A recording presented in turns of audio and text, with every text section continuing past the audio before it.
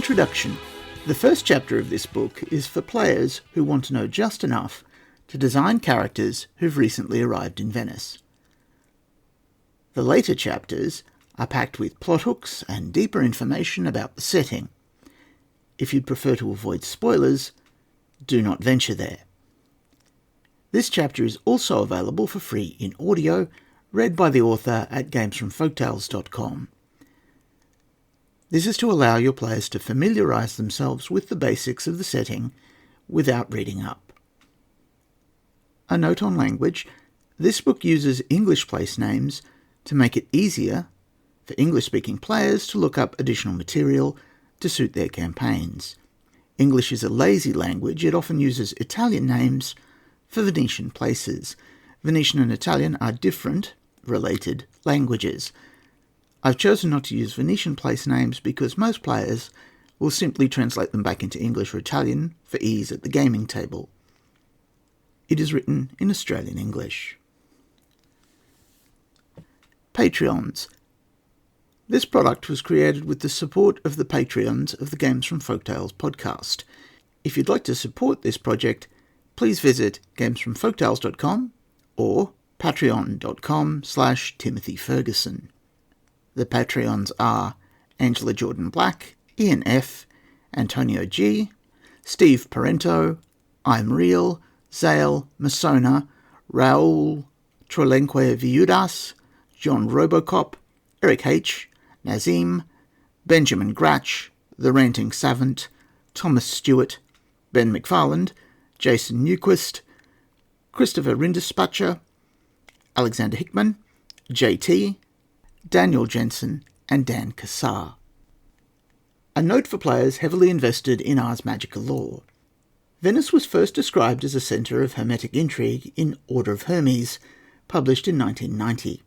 Historical accuracy was more difficult to ensure before the internet, and wasn't a priority for the earliest editions. That made Venice tricky to write for 5th edition because many of the things players want their characters to do in Venice are impossible at the 1220 starting date. Modern gondolas were invented in the 19th century. The theatre and opera are from the Renaissance. Carnival is more pious and less raucous. The ships of the great trade fleets have yet to be designed. The Bridge of Sighs has not been built. The Venetian glass, so beloved of Magi, is not yet made in Murano.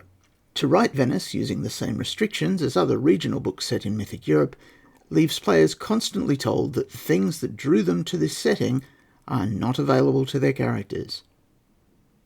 In this book, a fairy power claimed Venice in the 11th century. As its strength has grown, and the fairy aura has risen, the city has become more debauched. Customs, technologies, cultures, and events have developed early, but are quarantined within the city's aura. This allows Venice to be used with the official tribunal books. There are obvious problems troops interested in history need to patch as they come up. As an example, Venetian folklore has Turkish adversaries before the foundation of the historical Ottoman Empire. The storehouse of the Turks serves as an inspiration for a hermetic storehouse. Troops might suggest these are the Seljuks from the Sultanate of Rum in Anatolia if they need an origin story.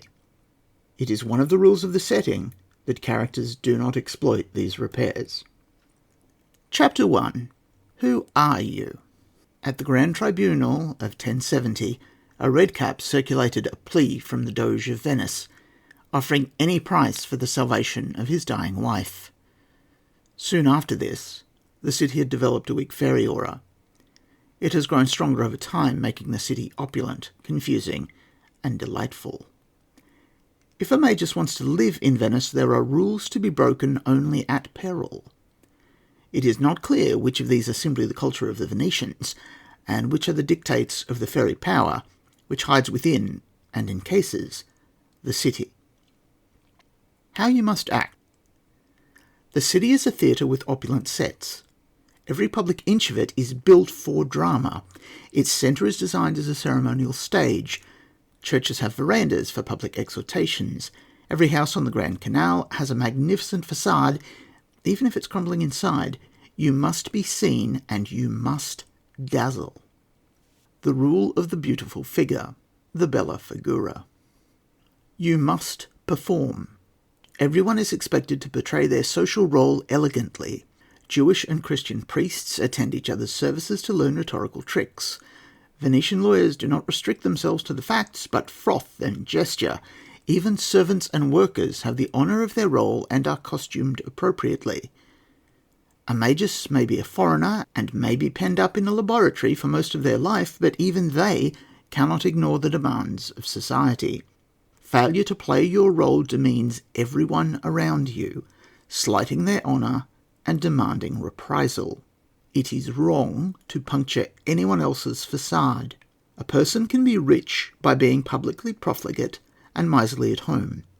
An upstanding citizen must maintain public forms, but can be depraved in private. It is rude to look deeper than the superficial. A person pointing out another's artifice is trying to knock everyone down to a lower social level. Even people who really are wealthy don't burst the illusion. They find it easier to maintain than their poorer equals and don't want to lose their social cachet by pointing out how many of their friends are penurious or sinful.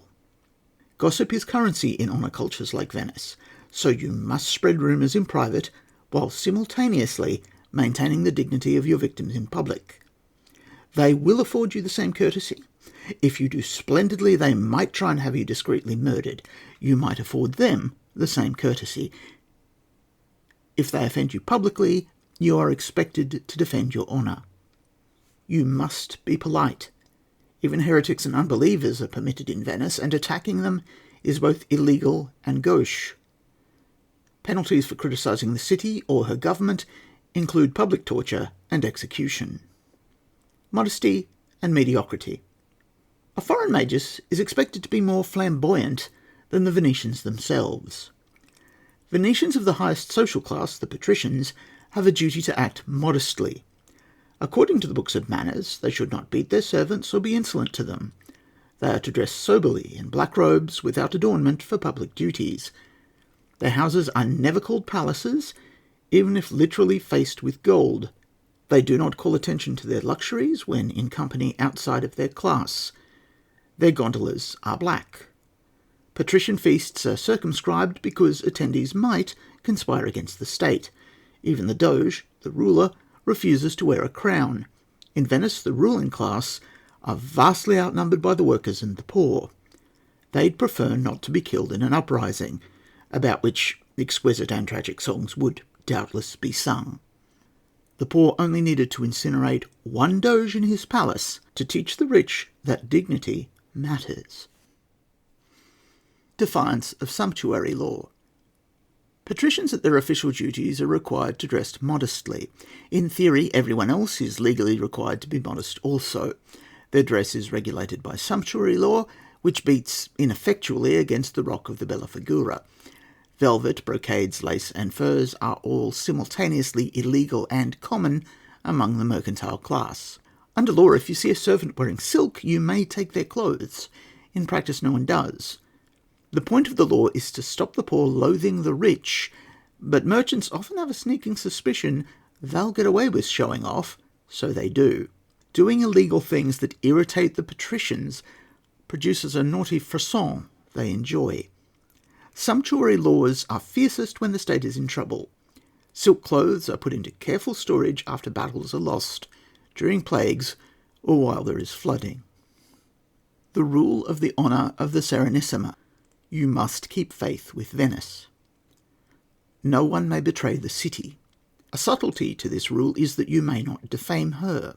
This includes her system of government and the people performing their roles in her bureaucracy. People who defame Venice disappear, and those who remain pretend they do not notice anyone is missing. The city is often described in feminine terms.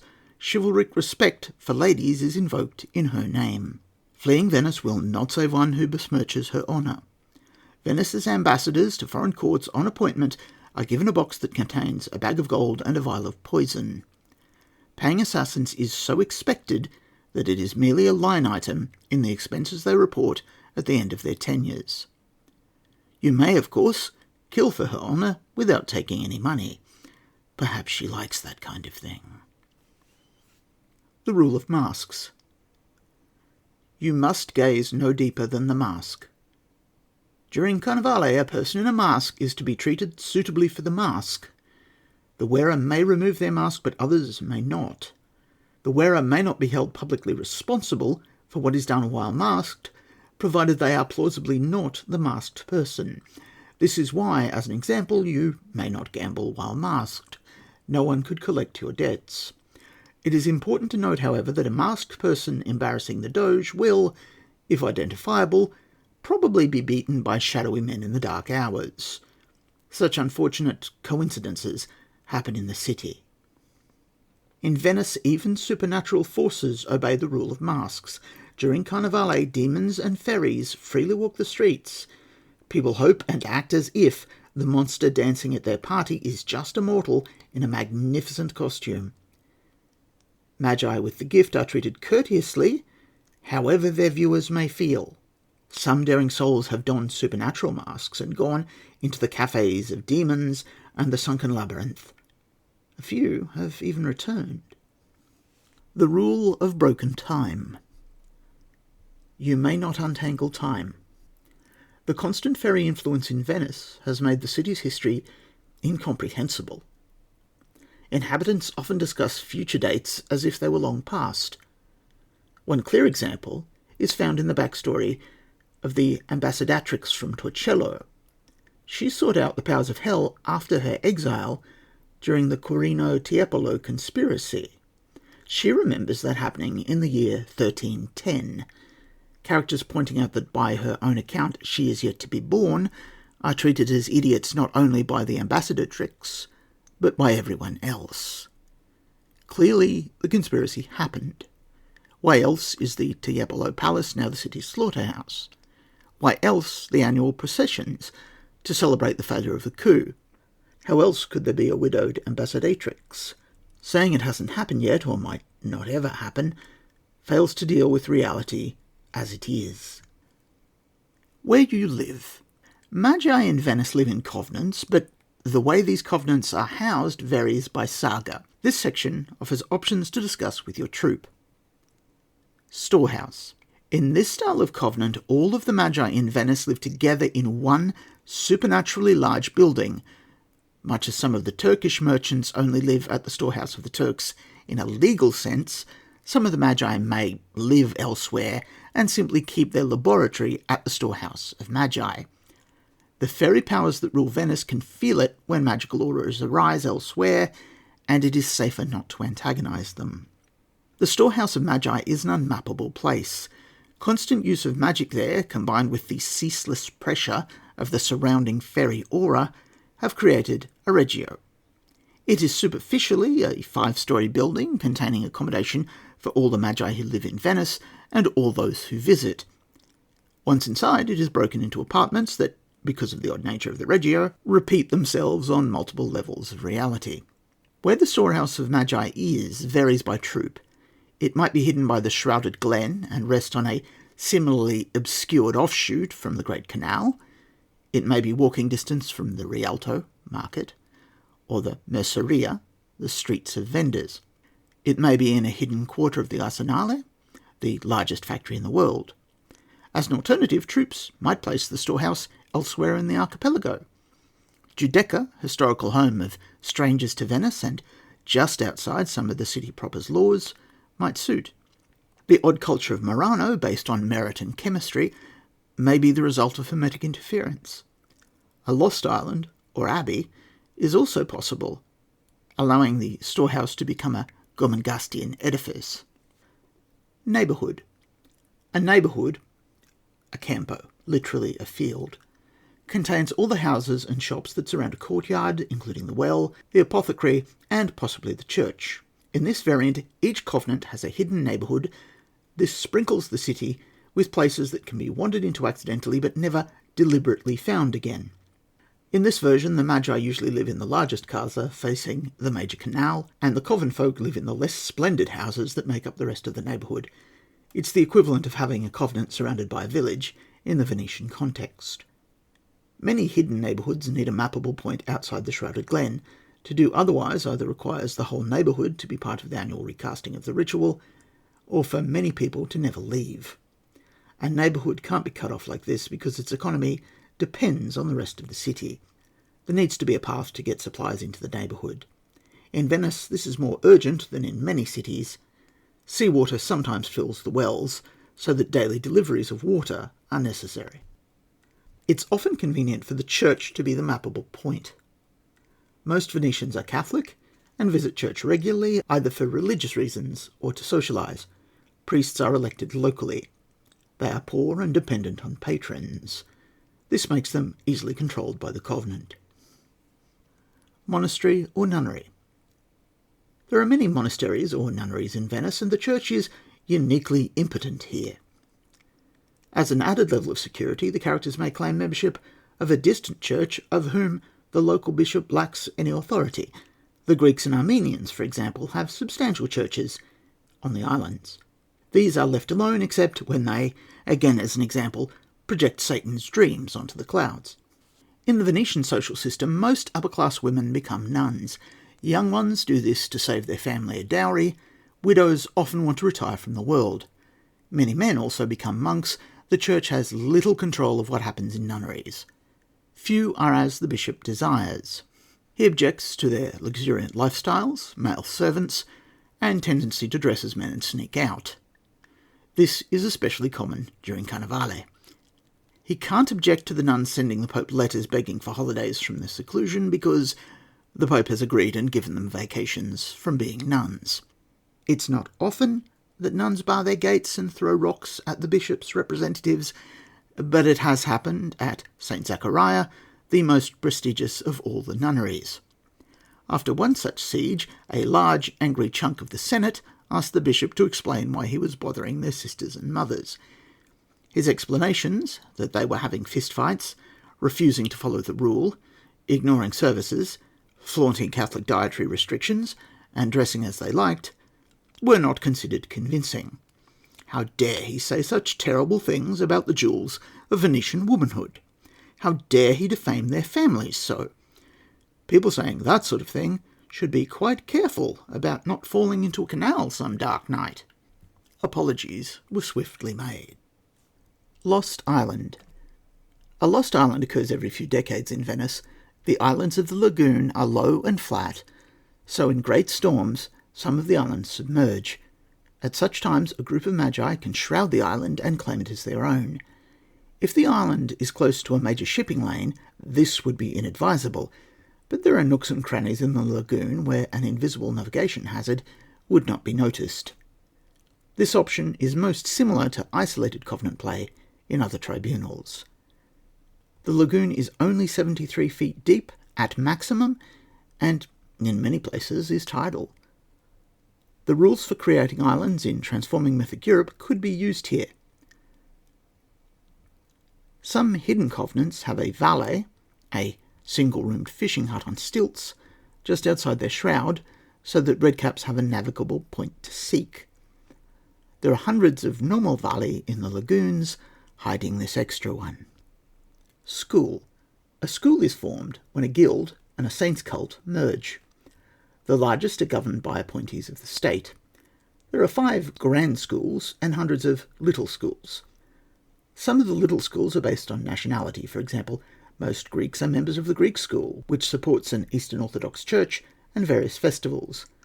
The largest little school is St. Ursula's, which assists female servants and students. It has multiple sites throughout the city. Most schools have a meeting hall and church. The richer the school, the greater its holdings, increasing its ability to hide a covenant.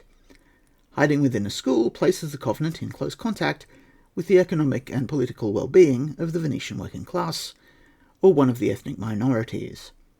Members of these organisations are meant to assist each other and be protected by the combined might of the membership in some circumstances. Informally, these organisations are held together by a complex market of traded favours. Covenant boons and hooks with particularly Venetian flavour. Troops are reminded that in the rules from covenants they only pay for the resources that the player characters are able to access, and only pay for virtues and hooks which they intend to use in stories. If, for example, they choose to be part of a storehouse filled with all of Venice's magi, the players do not pay for the contents of the other covenants, during the design process. Page references in this section are to the Covenants book. Benefice, page 21. The church is so weak in Venice that this may be taken as a free choice and is particularly suited to playing in a neighbourhood or monastery setting. Centre of Excellence, page 21. Venice produces many fine things which the player characters might export to fund their lifestyle. Venice is a centre for glassmaking, lacework, goldsmithing, crafting musical instruments, clockmaking, printing books, and supplying alchemical ingredients. Fairy Aura, page 10. Much of the city has a fairy aura of 3, which rises during certain festivals. Alarmingly, much of the city also has an infernal aura of 1 during a fortnight in April. Fairy Landlord, page 22. The city has so many fairies that you effectively have this as a free choice. Festival, page 29.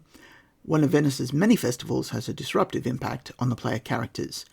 Is this the Ducal Regatta, the Marriage to the Sea, the Feast of the Marys, the Rosebud Festival, the Carnevale? Guild, page 19. The Venetian guilds, the Fabbri, operate slightly differently to those elsewhere, but they and the schools are effectively guilds for Covenant creation purposes. Hermetic Services, page 21. Venice is a centre of Hermetic culture and offers viz exchange, bespoke fabrication of magic items, and gifted children. It is also the centre of the exciting and dangerous new craft of alchemical printing. It takes a particular mindset to experiment with magical symbols and alchemical ink in a fairy aura. House Covenant, page 22. Venice is a centre of Hermetic diplomacy, and your Covenant might represent any Hermetic faction, like a house, tribunal, or mystery cult. Island, page 11. The islands of the lagoon make excellent Covenant sites, particularly if they are hidden. Informants, page 21. There is a detailed system for informants in City and Guild, but if you'd prefer to skip that and just have them available to spark stories, choose this minor boon. Meddlesome Saint. The main saints who meddle in Venice are Mark, Justina of Naples, Theodore, Nicholas, and Ursula. The trade in relics is so vast in Venice that the tooth of any number of random people might turn up, rattling around as a relic and causing miracles. Regional Produce, page 17. There's a list of exceptional products under Centre of Excellence, previously read. Seat of Power, page 25. One of the most powerful mortals in Europe is 10 minutes away by gondola. Choose this hook if mortal politics is going to dominate your saga. Spies, page 20. If people are not spying on you in Venice, you are not important. Are your characters important?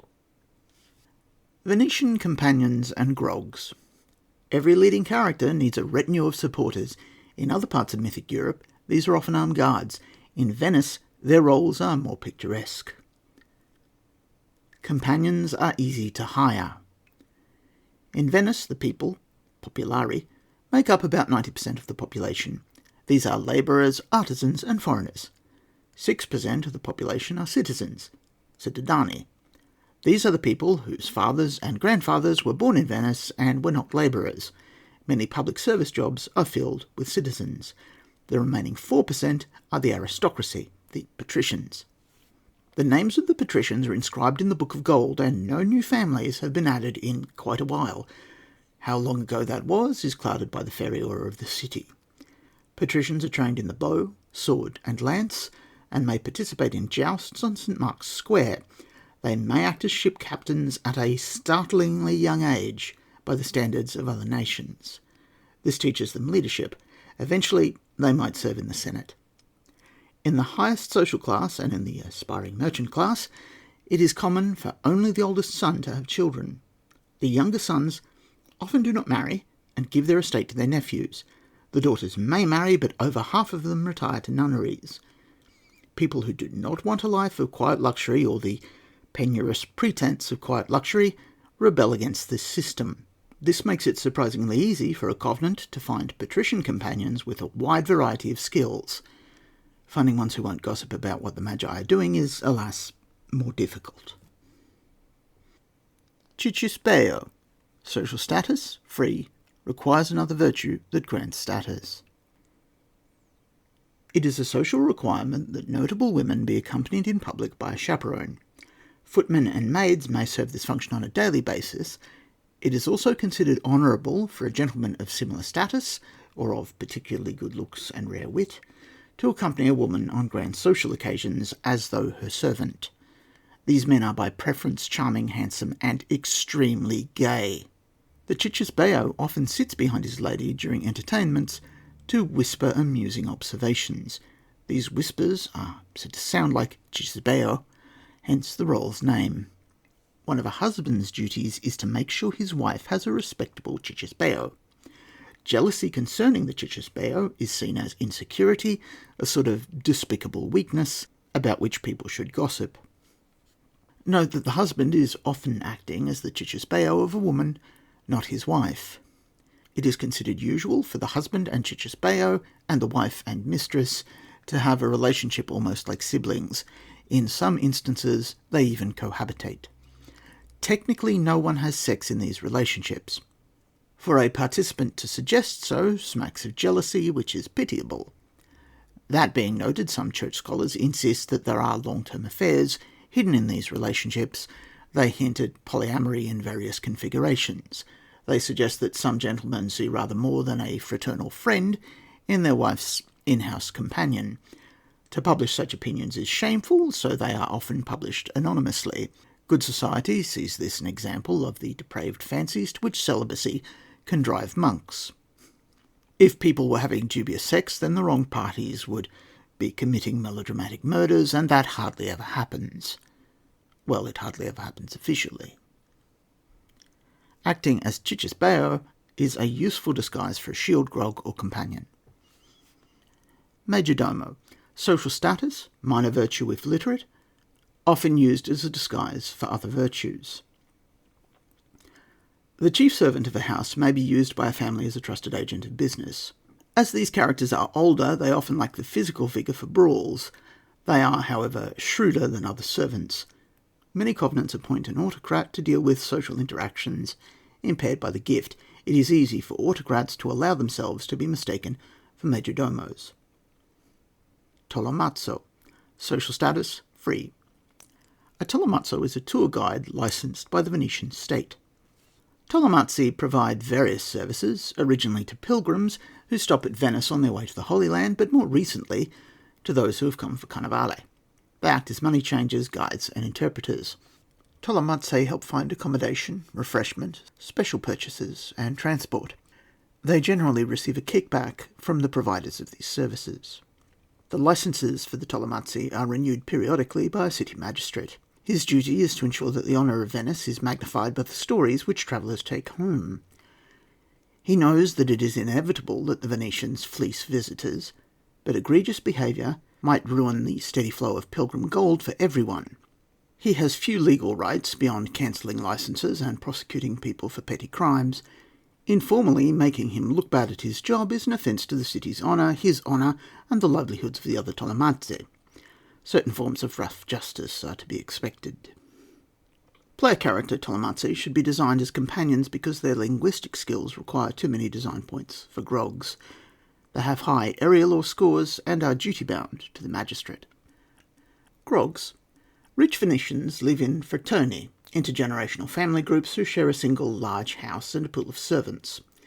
Loosely, the number of servants equals the number of members of the family. Some perform domestic duties, but others are expected to be seen in public and are reflective of their employers. An unruly servant can earn their employer a reputation for incompetence, which affects their political career. Servants, when in public, are flashily dressed and impeccably mannered, except gondoliers, who are dressed in tight shirts and are delightfully rude. Patrician authors can't agree on if servants are childlike innocents, protected from the sins of commerce, or a species of necessary parasite. Magi may have more servants than the average Venetian, but only the Doge may have armed retainers. Venetians have developed a fighting technique that uses utility knives and robes for self-defence, cloak and dagger fighting, but this is a lot less effective than being accompanied by a servant as bodyguard. Due to Venetian laws prohibiting public display of weapons, many of these are skilled in brawling with improvised clubs. Players can design these servants as grogs or companions. Bravo. This is a cultural variant for most warrior-styled grogs. Venetian writers can't seem to decide if the bravi are a social group, a gang, a lifestyle, or a criminal enterprise. They agree that the bravi tend not to be Venetian-born. They are not connected to the two officially recognised street gangs. They dress like the theatrical ideal of soldiers. Their uniforms are more comfortable and better tailored than those of real veterans. For a considerable fee, they are happy to beat people up, rob houses, and commit arson, then skip town. Individual bravi seem to work for the ambassadors of foreign powers. They are celebrities among the common people and are rarely caught. Gondolier. Some families have a gondolier who lives in their home. Others merely rent one when required from a local gondolier stand, a traghetto. It is the goal of many male servants to save enough to become a gondolier. As they are one of the servants who often leaves the house, gondoliers are trusted with sensitive letters. Gondoliers among themselves use an anti-etiquette that offends and confuses outsiders. Gondoliers are, according to all available Venetian literature, fantastically sexy. Servants are expected to be healthier than their masters, but in the gondolier this disparity is seen at its fullest. A gondolier acts like a finely muscled valet. Gondoliers are fastidiously discreet. If a gondolier announces a lady to her husband, all other gondoliers feel it a matter of honour to drown the talkative one. Personal maid. Most rich women have a body servant who is of lower social class. She provides personal hygiene, intrigue, and laboratory assistance. A maid's clothing can be elaborate and concealing. Many Venetian women are, for historical reasons, skilled in crossbow use and domestic alchemy. Maids are also required to carry purchases for their mistresses, in which shield grogs may carry subtle illegal armaments, like combat knives. The local parish church's little school is important to the social lives of maids. They also socialise at wellheads and at the parties of their masters. The largest of these little schools, attended by female servants, is protected by St. Ursula, and it has devotees across the city. This is a ready source of information. Gossip is currency in Venice. Changes to virtues. In Venice, certain virtues are worth less than in other parts of Mythic Europe. Sagas set there should take this into account by making their character creation cost cheaper. There are a series of virtues given in city and guild that troops may find useful for merchants in Venice. Cyclic magic.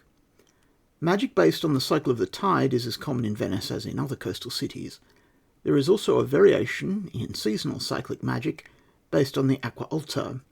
This is the season of flooding, where water comes up between the paving stones and the Venetians put raised walking boards in their public areas. Some magi are stronger when the salt water rises, others are weaker.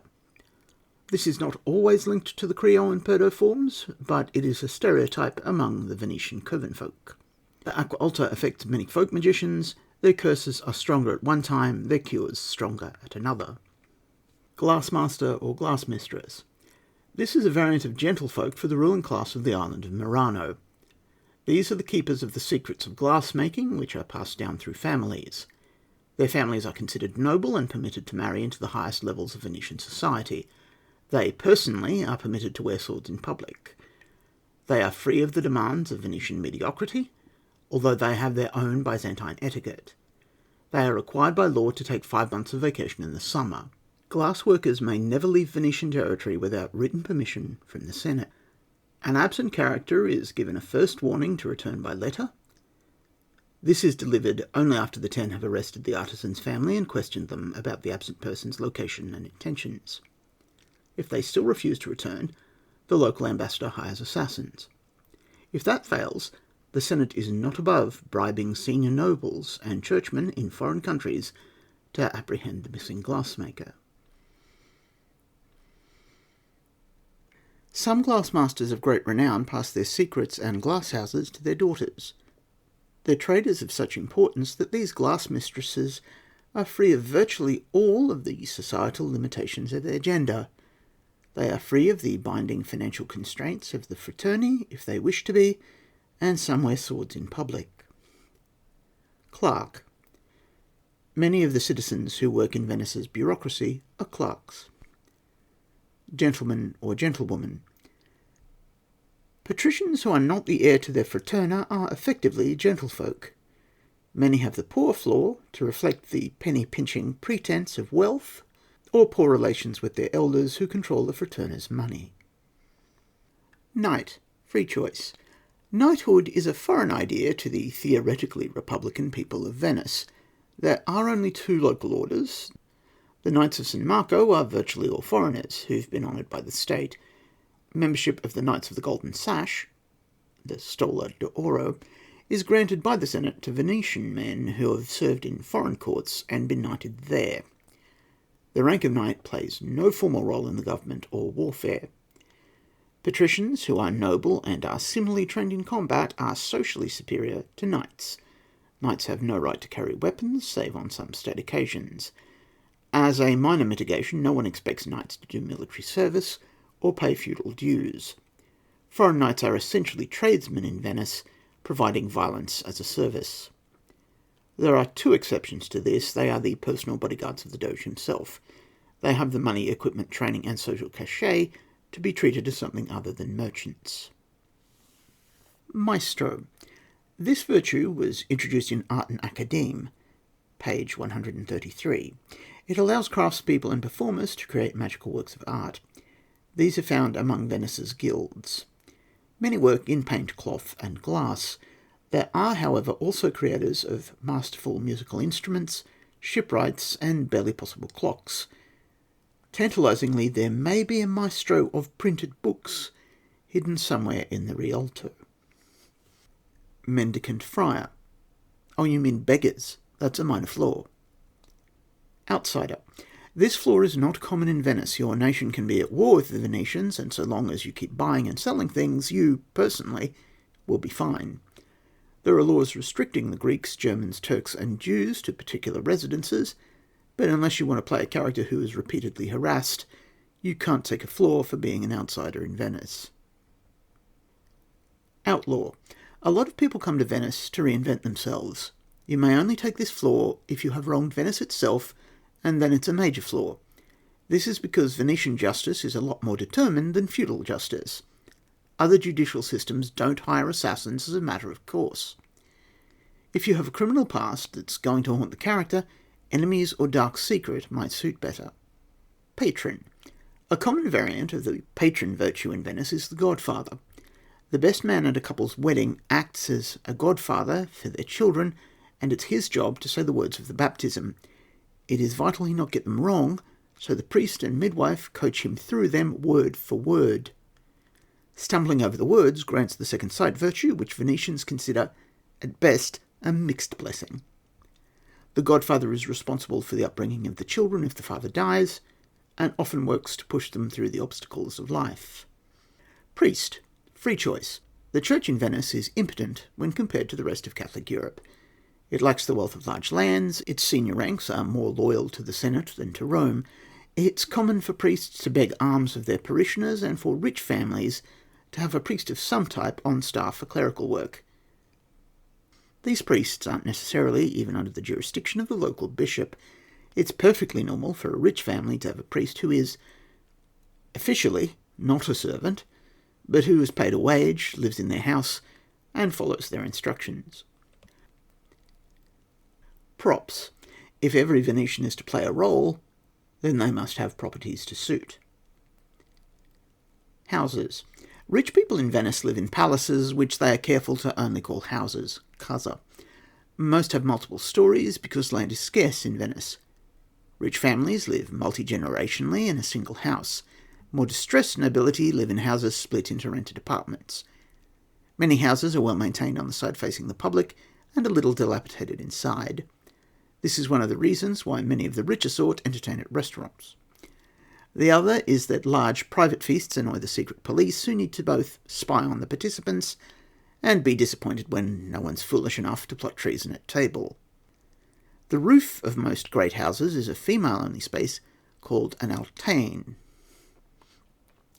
It is used for traditionally feminine chores like drying laundry, weaving fabric, growing herbs, performing alchemy, and practicing witchcraft. A few altanes have little towers on them.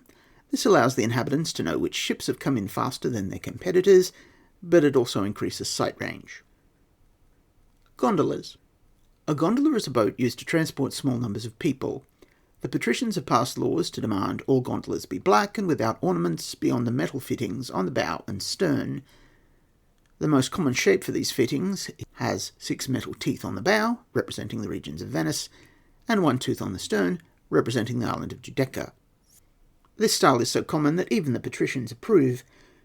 Wealthy locals either keep this pattern, but have it elaborately inscribed, or ignore it in favour of figureheads. These laws are casually flouted. Liveried gondolas are popular among the merchant classes and foreigners.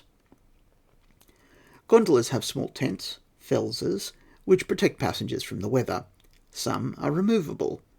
Older styles open along the width of the boat, but newer ones open along the length, like curtains, allowing the passengers to see and be seen. Some have wooden shutters to allow the passengers to see outside, while remaining anonymous. Larger boats have 2 gondoliers. The one in the back is in command and provides much of the motive force. The other acts as a servant for the passengers and aids in steering. Both gondoliers face forward because the shallow waters of the lagoon often move landmarks and obstructions. Gondolas move at walking pace. Magi in Venice take a strange joy in enchanting personal gondolas to do impractical things. Magi of House Viriditas in particular are fantastically competitive about their boats. Personal accoutrements. In Venice, the superficial is queen, so how you dress indicates how strangers are to treat you. Alchemical items. Venice's women engage in many magical arts, of which domestic alchemy is the most widespread. The usual cures, perfumes, and age retardants aside, domestic alchemy provides dangerous items for personal security. These are fundamentally based on eggshells and hair. Eggshells became a favoured delivery mechanism for potions by accident.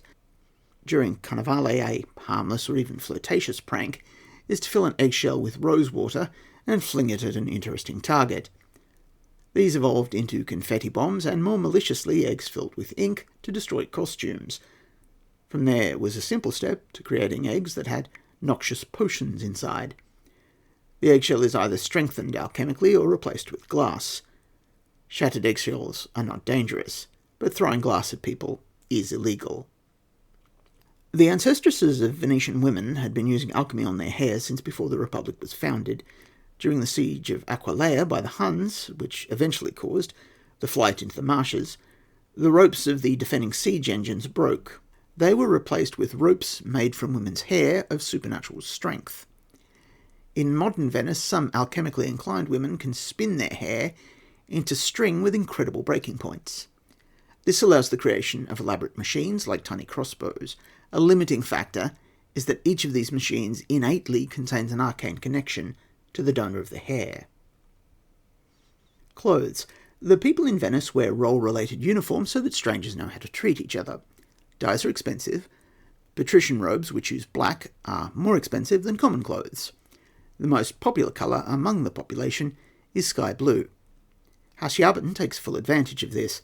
Venice is one of the places where they debuted the look that many people associate with wizards. The classic wizard is old, male, wears a hat and robe with stars on them, and carries a staff. This is deliberately deceptive. Half of House Yarburton are women, and longevity potions mean that few magi look old. Hermetic magi do not require ceremonial robes to bolster their powers, and Yarburton magi in particular prefer wands to staves. Chapines. Venetian people love exaggerated fashions, and one which constantly annoys the old men who write about depravity concerns shoes. Tall shoes on platforms were originally worn by men, with the function of keeping the hems of their robes out of the dirt of the square, or avoiding them getting sodden in puddles during rain.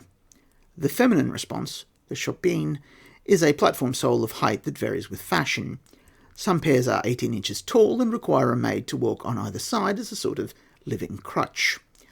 The Senate has tried to stamp these out, but other than making it effectively illegal for pregnant women late in their term to wear them, they have had no success. Handbooks of etiquette note that many men are disappointed that their wives suddenly shrink down from their gigantic status after marriage. This is an effect of the rule of masks. Any sensible outsider knows that since tall shoes are occasionally popular, a potential bride could wear them. Nonetheless, Venetian men are often shocked on their wedding night to discover that their brides are less tall than they. Among Venetians, it is rude to look beyond the superficial to the artifice beneath. Fans. Venetian women of the upper classes carry fans, then tools. These can be used to cool or create shadow, to avoid sunburn and tanning on the face. For magi, and magi of an effeminate bent, a fan is the socially acceptable variant of a wand. The fan used in Venice is a carryover from the regalia of the church. A covenant could make a great deal of money with a radically new design. A Venetian fan has a fixed head on a handle. They do not collapse like Chinese fans. An ornate fan with a rousing scene on either side is one way for women to display their wealth and taste. Oddly, given the sudden interest in making mirrors on the island of Murano, no one in Venice has silvered the inner side of a fan. Stilettos. The favoured weapon of the Venetian assassin is the stiletto. A stiletto is a thin blade designed to puncture the joints of armour and create a deep wound in the victim. This reduces external blood loss, but makes the wound difficult to treat. Some assassins know how to twist the stiletto before withdrawing it so that it ruptures a cone of flesh inside the victim. In a city where poison is widely available, the stiletto serves as an excellent delivery mechanism. It has been declared infamous by the local church, so it is a sin to carry one. Some demons can sense their proximity. Stilettos use the combat statistics for knives, but are visually distinct from the sorts of workaday knives people are expected to carry. The stiletto is a weapon designed for a strike with surprise. It is small, light, and often blunt along its edges. This makes it easier to hide up the sleeve or down a boot. A stiletto up a sleeve can be dropped into the hand and used to attack in the same combat round. A stiletto elsewhere on the body can be readied into the sleeve or hand in one round. The core Ars Magica books have two incompatible sets of surprise rules, and troops should choose whichever suits their style of play. In the simplest, an attacker with complete surprise gets +3 on their attack roll. The protection provided by clothing is reduced by 2 because the stiletto is purpose-built to puncture the padding under metal armour. If a character has twisting the knife as their brawl specialisation, then recovery rolls from the wounds they cause are reduced by half the attacker's brawl score. Under these rules, the stiletto is only dangerous if it is envenomed or the attacker is marvellously skilled, as it does little damage. Under the other set of implied rules, attacks with complete surprise are deadly. The defender does not add their skill to the defence roll. The protection of a shield is 0 because the character does not know to use it. The protection of clothing is reduced by 2. If a character has twisting the knife as their brawl specialisation, then recovery rolls from the wounds they cause are reduced by half the attacker's brawl score. The Venetian cultural imperative to not look beyond the mask is of great use to assassins, both before their strike and during their escape. After the strike, the assassin usually has a round to flee before anyone can react. Even when they do react, nearby people may lose further time by drawing weapons, attending the injured, or scanning the crowd to work out what has occurred. If an anonymous attacker can avoid bloodstains and plausibly join any crowd, they are likely safe. During Carnivale, as an example, a costume change is trivial. Cloak and dagger. Venetians attacked in the street sometimes wrap their cloak around their arm as a distraction and makeshift shield. This uses the brawl skill, adds 1 to defence, has no minimum strength requirement, and does not add to load. This is no way to treat exquisite tailoring. Agents and societies. Characters in Venice who are not being spied upon are insulted. Why, they wonder, do people consider them so ineffectual, so harmless? Spies are so cheap, it's a slight that no one has spent a trifle concerning their plans. One of the reasons agents are so cheap is because most work for several employers. Everyone knows the ruling council, the Council of 10, has a budget for employing cooks and waiters to report on what's said during banquets. If you wanted to bribe a cook for similar information, she doesn't need to charge you a fortune because she has an actual wage, a stipend from the Council of 10, and various bribes from other people who also want to know her master's business. What's one more client? Not all spycraft is used for criminal activity in Venice. In honor cultures, gossip is currency and a social obligation. A rival may want to know less about the security of your warehouse than the location of your seamstress. Agents may be purchased at character creation or gained during play, either by player characters or the Covenant. Full rules for agencies are given in Houses of Hermes Societates on pages 100 to 144. Venice is a centre for rumours, particularly merchant news. There is a special inn called the Golden Ship, which is for sharing rumours and intelligence. Venice is, to be clear, the sort of town where even the spies have their own tavern. Companies. Venetians may band together for any non-political purpose, and these groups are called companies, compagnia. The most important is the Company of the Stockings, which is filled with young, rich people who assist the state with public processions, visits by foreign nobles, and any other occasion when a group of sparkling young things might dazzle. Their male uniform has striped or patterned stockings, hence its name. Early in the organization's history, every member wore a peacock emblem, but that fashion is fading.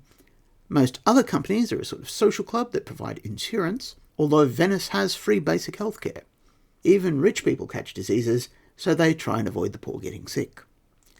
The Company of Torcello is officially a secret society, but in a city so dedicated to gossip and sin, most people can find it easily. It serves the ambassadrice of Torcello, it debauches its members, it also does favours for people who are unwilling to make contracts with hell itself. Their uniform is crimson and cream with flame motifs. Flambeau Magi, in particular, should carefully avoid accidentally announcing infernal leanings. Official gangs. Venice has 2 official street gangs. Their territory is set by law. They fight in ways prescribed by law. On the final day of the Carnevale, they compete to chop the head off of a bull. They are the Castelli and the Nicolotti. The first wears red caps and sashes, the second black. Between their 2 territories is a thin slice of neutral ground, of which the most important part is the Church of San Travaso. It's designed oddly so it has openings to the east and west.